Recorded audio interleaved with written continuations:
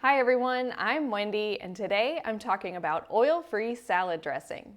First, we'll discuss the key elements of a good salad dressing, and then I'll show you 4 easy whole food plant-based sample ideas. Let's start with some salad dressing basics. Generally, you want to combine some kind of fat, acid, salty flavor, and a little sweetness. On this channel, I try to share recipes that are SOS free, meaning they don't contain added salt, oil, or refined sugar. So throughout the video, as I share these 4 dressings, I'll give you some examples of how to hit those flavors using whole food ingredients. But of course, you can always adjust and I'll give you options.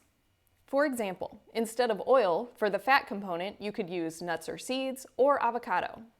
If you're looking for a really low-fat style of dressing, you can swap those for things like white beans or replace the oil with aquafaba or vegetable broth. And you can even use things like steamed cauliflower or zucchini flesh, which I'll show you in one of our samples today.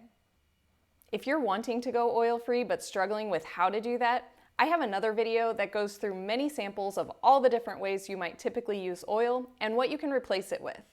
Check that out here if you want more info.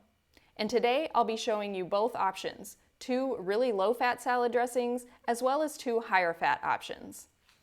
Next up in our salad dressing basics, the acid component is pretty simple. You can use lemon or lime juices or any kind of vinegar. Then salt is really the only thing that can give you that actually salty flavor, so I always say salt is optional depending on your own dietary pattern. If you want a little salt, add a little pinch. On the other hand, if you're used to eating salt-free, you may not need to replace it with anything. But you can use various herbs and spices that are higher in sodium naturally, or you could also use some ingredients that have a little salt in them, such as miso paste, soy sauce, or coconut aminos. And finally, for the added sweetness, instead of using refined sugars, you can use things like whole dates or other dried fruit, date sugar, or date syrup.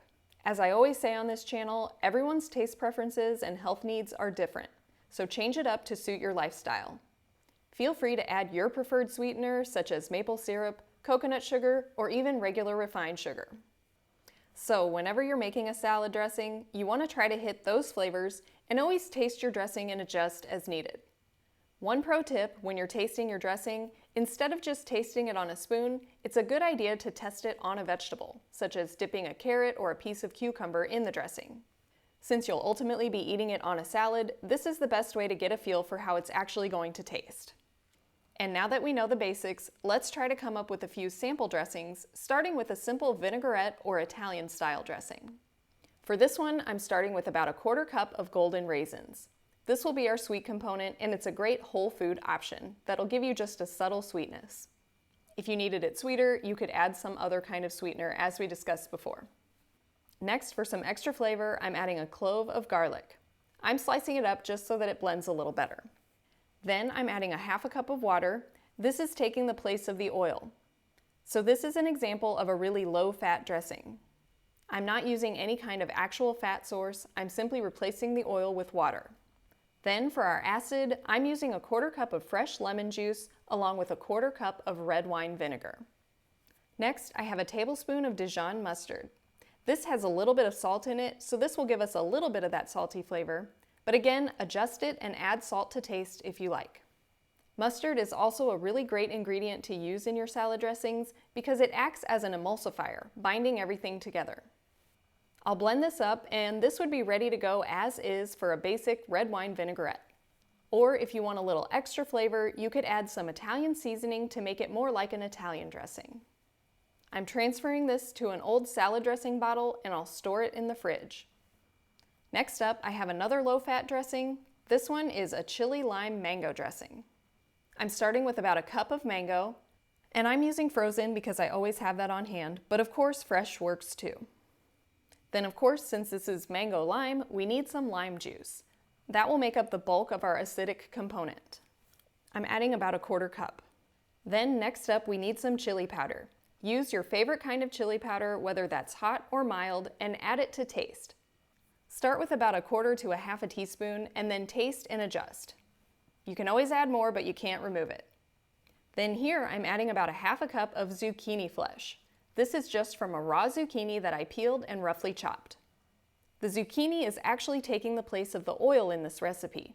It doesn't add much flavor and it simply bulks up the dressing. Plus, you're getting some added nutrition. Next, I'm adding a little more acid to this one, a couple tablespoons of rice vinegar. I'm blending this up, and as you noticed, I haven't added any sweetener yet. We'll be getting some sweetness from the mango, and how sweet the dressing is really going to depend on the mango you get. So after blending it up, I recommend tasting it and then adjusting as needed.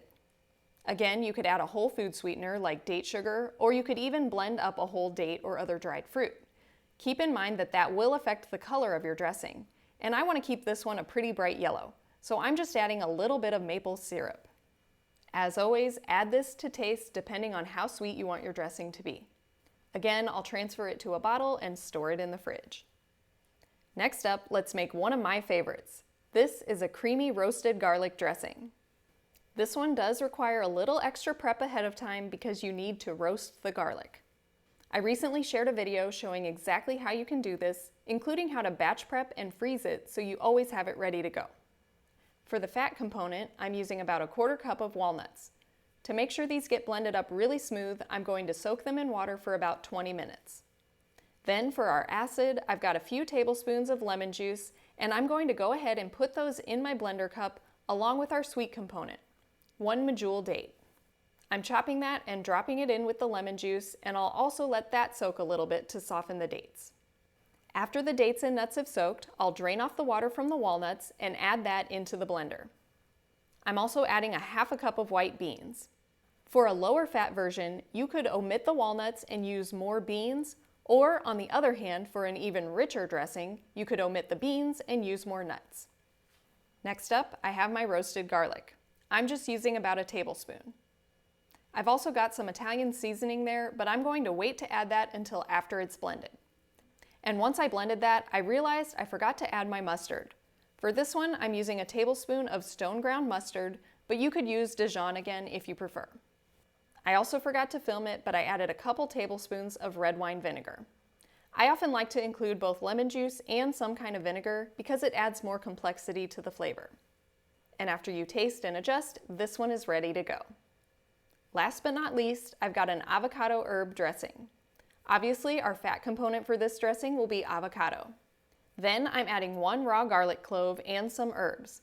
I'm using 1½ cups of loosely packed herbs, and you can use whatever combination you like. Today, I have about a 1/2 cup of fresh basil and about a cup of Italian parsley. You could also use others such as dill and cilantro or any combination. Then for the acid, I've got a 1/4 cup of lemon juice, and finally, I'm adding about a 1/2 cup of water to make sure everything blends well. As before, after mixing up your dressing, always give it a little taste test and adjust. For this one, I hadn't added any sweet component yet, but I wanted to see how it tasted before I added that. I decided to add in about a tablespoon of date sugar to this one. I also wanted a little something extra, so I added some freshly ground black pepper. As with all of the other dressings, feel free to add a pinch of salt as well. And that's all there is to it. I hope this video has inspired you to try your hand at making up your own salad dressings, or if you like to follow a recipe, hopefully you got some tips and tricks for how to adjust it to suit your own taste. As always, thanks for watching, and I hope to see you next time.